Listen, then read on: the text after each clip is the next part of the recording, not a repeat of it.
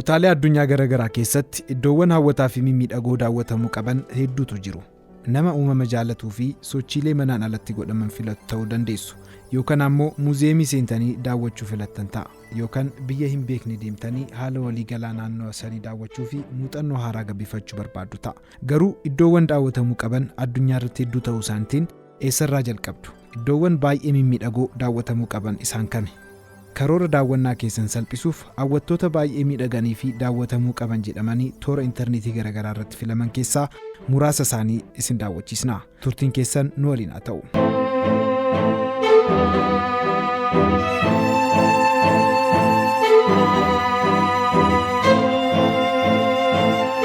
Iddoowwan hawwataa daawwatamuu qaban jedhamanii toora intarneetii garaagaraa irratti filaman keessaa tokko magaalaa Dubaay.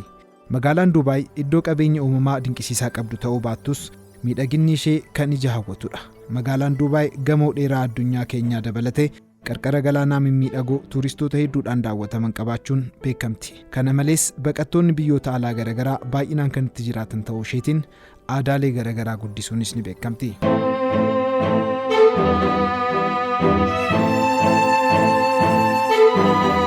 Magaalaa guddoo Firaans kan taate Paariis iddoowwan hawwataa fi mimmiidhagoo akka addunyaatti filaman keessaa ishee tokko. Magaalaan kun baay'ee hawwattuu akka taatu kan godhe muuziyeemota bebbeekamoo fi reestooraantiiwwan gurguddoo ishee osoo hin taane simattuu ta'uu isheeti. Namni magaalaa kana daawwachuuf carraa argate kamuu waa'ee magaalaa ifaan calaqqistu kanaan wal qabatee waatoo jala waatu jira kan jedhu beekuun isaa hin hafu. Daandiileen gara addabaabaayii Moonte Maartee geessan, sanqiin Eiffel Tower akkasumas fakkiin Moonaaliizaa kan itti argamu, muuziyeemiin Grand Louvre fi kanneen biroo hawwatummaa fi miidhagina magaalaa Paariis daran kan calaqqisanidha.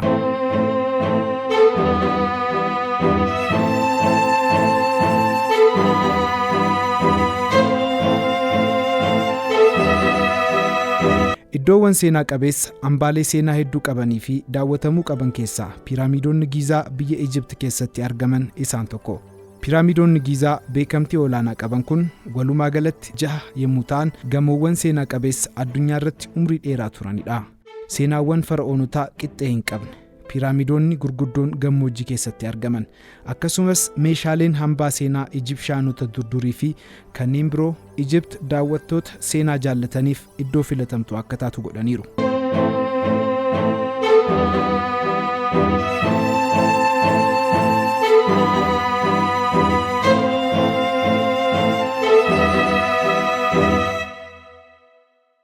Iddoowwan hawwataa fi mimmiidhagoo daawwatamuu qaban jedhamanii toora intarneetii garaagaraa irratti filaman keessaa tokko paarkii biyyoolessaa gaarreewwan Baaleeti. Iddoon qabeenya uumamaatiin badhaadhe fi daawwatamuu qabu yoo jiraate kan paarkii biyyoolessaa gaarreewwan Baaleetti qixxaatu hin jiru.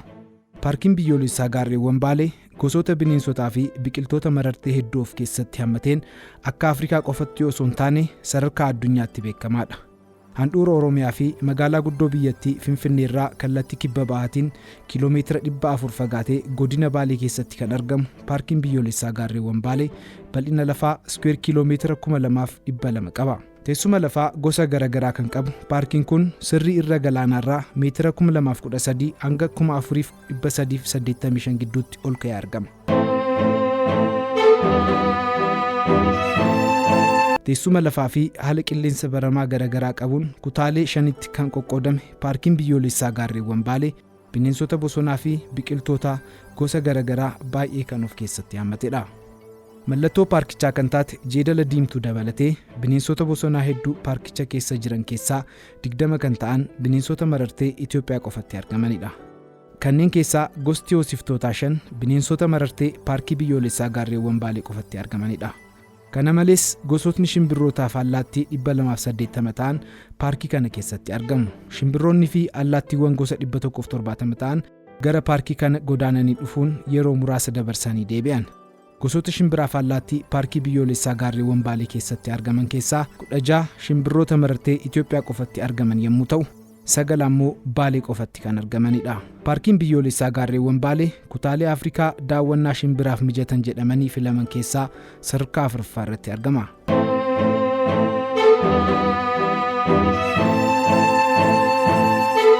Paarkiin biyyoolessaa gaarreewwan Baalee gosoota biqiltoota hedduu qabaachuunis beekamaadha.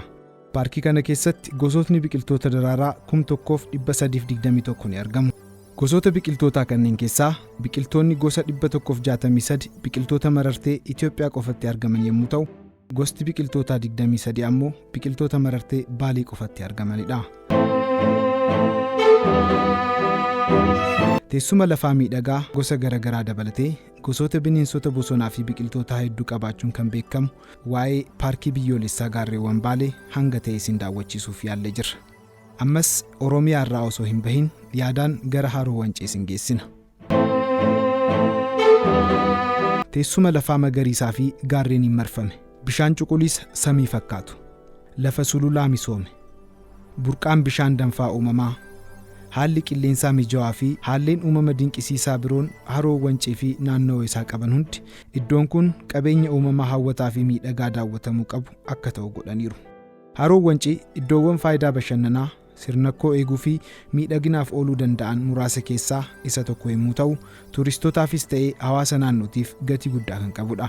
Dhaabbata mootummoota gamtoomanitti dhaabbanni tuurizimii addunyaa bara 2021 akka lakkoofsa Awurooppaa keessa kutaalee addunyaa garagaraa keessaa mandaroota tuurizimii mimmiidhagoo ta'an adda baasuuf filannoo gaggeessee ture. Iddoowwan mandara tuurizimii mimmiidhagoo jedhamanii akka idil addunyaatti filaman 174 keessaa Haroo Wancii tokko ta'ee filamuu danda'eera.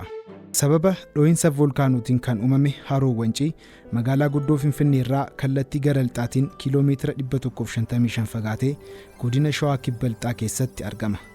Magaalota Amboo fi Wallisoo gidduutti kan argamu Haroo Wancii teessumni lafaa isaa sirrii irra galaanarraa ol ka'iinsa meetira 3450 irratti argama.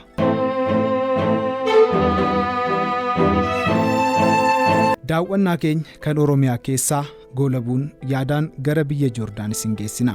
Biyya Joordaan keessatti kan argamtu iddoon seenaa qabeessa Peetraa jedhamtu miidhagina isheetiin qalbii boojite kan qabattudha. Peetraan hambaalee addunyaa dinqisiisoo 7 haaraa galmaa'an keessaa tokko taatee galmaa'uu dandeessee jirti. Teessuma lafaa miidhagaa biyya Joordaan holqoota durdurii qabu gara tulluutti jijjiiruun gosa Arabootaa Naabaatiyaan jedhamaniin kan ijaaramte Peetraan akkaataa ijaarsaa yookaan arkitekcharii walxaxaa fi baay'ee ajaa'ibsiisaa ta'e qabdi. Akkaatiin ijaarsaa yookaan arkitekcharii Peetraan itti ijaaramte inni jalqabaa fi aslii jaarraa tokkoffaa keessatti kan hojjetamedha. Hojiin ijaarsaa dhakaa baay'ee ajaa'ibsiisaa yommuu ta'u, fuuldurri isaa gamoodhuma isa dhugaa fakkaata.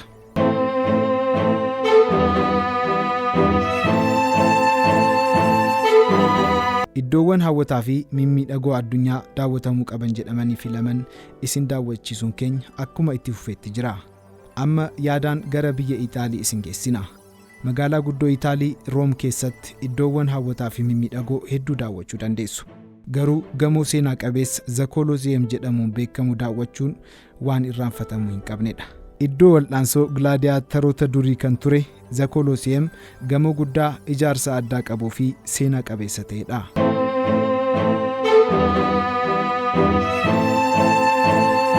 Gamoo Zakolooseem jedhamu kanaan alattis iddoowwan kanneen akka magaalaa Veenaayis fi magaalaa Poostinoo iddoowwan hawwataa fi mimmiidhagoo biyya Itaalii daawwatamuu qabanidha.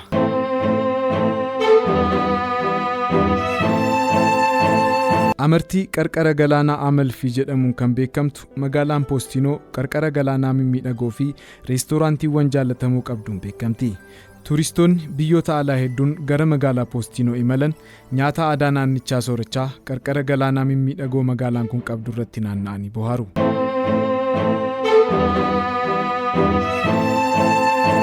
Magaalaan biyya Itaalii kan biroo miidhagina isheetiin beekamtu magaalaa Veenis jedhamtudha. Magaalaan seenaa qabeettii bishaan irratti ijaaramte kun umrii waggaa 1200 qabdi. Wanti magaalaa Veenis adda ishee godhu yoo jiraate bidiruuwwan qaqallaa fi dhedheeroo gondolaa jedhamuun beekamanidha. Magaalaan akkaataa ijaarsaa yookaan arkitekcharii addaa qabdu kun soorata aadaa bu'aalee nyaataa galaana keessaa argaman irraa qophaa'aniin bal'inaan beekamti.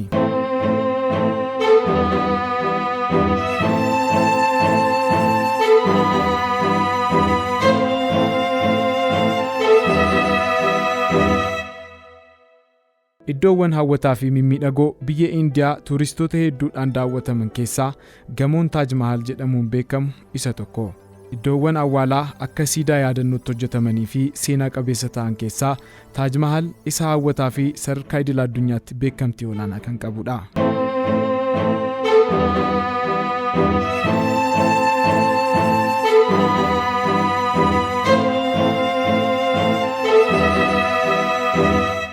Biyya Indiyaa irraa kallattii kibba lixaatiin maayila 250 fagaattee galaana Indiyaa gidduutti lafa square kiiloomeetira 35,000 bal'atu irratti qubattee kan argamtu biyyi Republic of Maldives oddoloota hawwataa fuula dachii irratti argaman keessaa baay'ee mimmiidhagoo ta'an qabdi.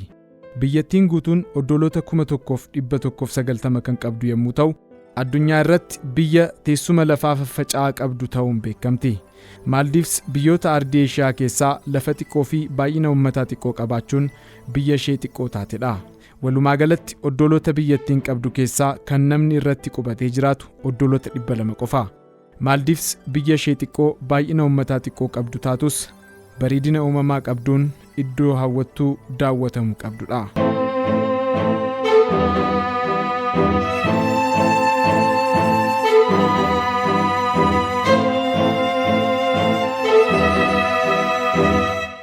Kappadooshiyaa jedhamuun beekamti. Magaalaa biyya Turkii keessatti argamtudha. Magaalaan hawwattuu fi miidhagduu taate kun guutumaan guututti kattaa irraa bocamtee hojjetamte. Magaalaan Kappadooshiyaa bareedina addaa ofii isheetiin qabduun alatti baalooniiwwan qilleensa ho'aan hojjetan wayita samii ishee irratti bololi'an miidhaginni ishee daran dabala.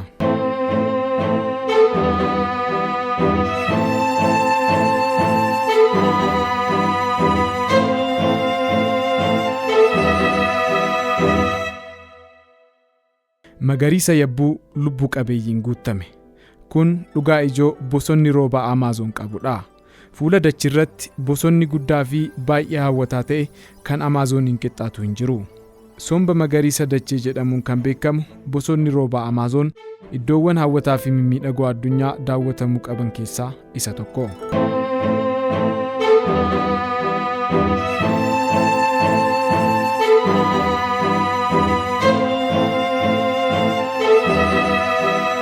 Hordoftootaa fi maatii chaanaalii BMM Oro iddoowwan hawwataa fi mimmiidhagoo addunyaa daawwatamuu qaban jedhamanii toora intarneetii garaagaraa irratti filaman keessaa iddoowwan hawwataa biyyoota addunyaa garaagaraa 10 keessa jiran hanga ta'e isin daawwachiisuuf yaallee jirra. Iddoowwan hawwataa kutaalee addunyaa garaagaraa keessa jiran kanneen biroo qophii wal fakkaataan kan isiniif dhiyeessinu ta'a. Horaa bulaa.